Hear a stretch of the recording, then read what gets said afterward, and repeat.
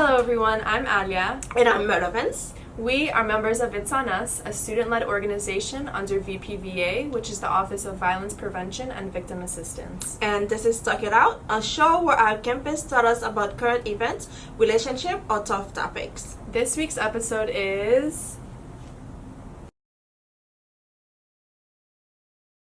You can follow us on our Instagram, It's On Us Run. And _VPVA.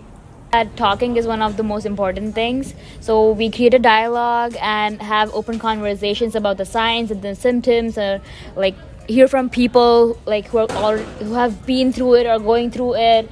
We can create awareness amongst everyone about to look out for the signs so that we can prevent it before it has already happened. It also has to do with consent, understanding what consent is, because a lot of people don't know that persuasion can also mean that someone is being coerced into doing other stuff that they may not want to do. I think it would be best to have homes in place for these women to essentially escape to, because oftentimes with the police getting involved, it just becomes a report and then the abuse just furthers, and if anything, they become silent more.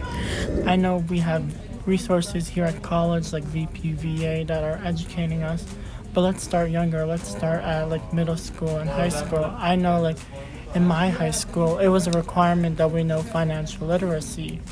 And then we were also taught abstinence. But why don't we get taught, let's prevent these violences. Let's be aware. We were always told, say no to drugs, but also how about say yes to consent, Promoting more, aid for the student body and encouraging the victims to speak up, because some people are scared. I think that it starts mainly with for education-wise, because nowadays information is so easily accessed throughout social media, and we see there's people like Andrew Tate pushing, misogynistic ideas towards the young kids, and I think it just starts mainly with education at home, at school.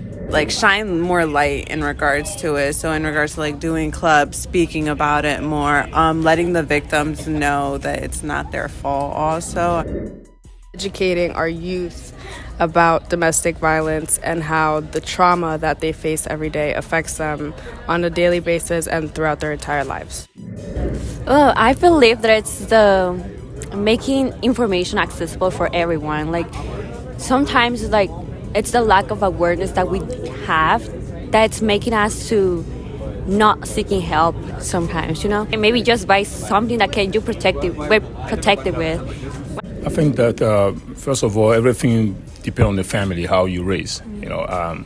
If people have a good background, growing up in a real good family where mother and fathers are mostly together, and then the role model being the father in the case of men, right? And father is not beating the mama, he's not, raising the voice at her for no reason, he's not fighting. So now, as a boy, you grew up in that type of setting, so you learn manners, and those are important, and vice versa for the woman as well.